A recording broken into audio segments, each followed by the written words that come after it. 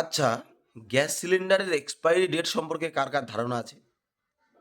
চারিদিকে তো গ্যাস নিয়ে পুরা ছুড়াছুড়ি। লম্বা লাইনে দাঁড়িয়ে পড়েছে মানুষ। আর গ্যাসের কালোবাজারিও শুরু হয়ে গেছে। কিন্তু গ্যাস সিলিন্ডারের এক্সপায়ারি ডেট সম্পর্কে কি আপনারা জানেন?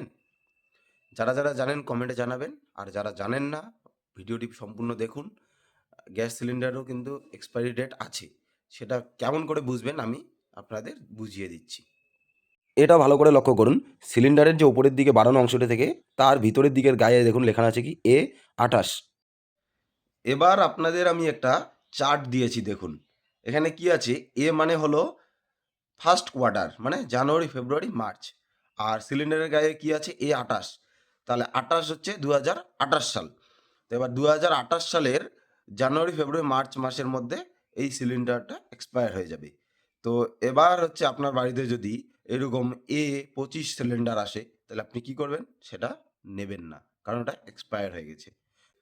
একইভাবে দেখুন এই সিলিন্ডারটার গায়ে লেখা আছে কি? B35 মানে বি মানে হচ্ছে সেকেন্ড কোয়ার্টার, মানে হচ্ছে এপ্রিল, মে, জুন।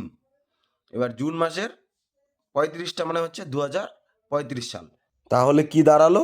2035 সালের এপ্রিল, মে, জুন মাসের মধ্যে এই সিলিন্ডারটি এক্সপায়ার হয়ে যাবে। তারপর এটা দেখুন C27। সি মানে হচ্ছে third quarter, July, August, September. আর 27 হচ্ছে 2027 সাল। তাহলে এবার 2027 সালের থার্ড কোয়ার্টারে এটা এক্সপায়ার হয়ে যাবে। তারপরে এটা দেখুন D28। ডি মানে হলো fourth quarter, October, November, December. আর 28 হচ্ছে 2028 সাল। তাহলে এবার এটা ফোর্থ কোয়ার্টারে এক্সপায়ার হয়ে যাবে। তাই এই ডেটগুলো দেখে তারপরেই সিলিন্ডার কিনবেন। আর এর আগে মনে করো 25, 24 এরকম মানে সাল থাকলে সেটা এক্সপায়ার হয়ে গেছে সেই সিলিন্ডারটা, সেটা কিনবেন না। সকলকে এই ভিডিওটি শেয়ার করে দিন, সকলেই জানুক।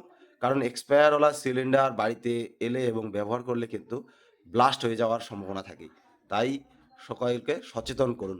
সুস্থ থাকুন, সুস্থ রাখুন। ধন্যবাদ।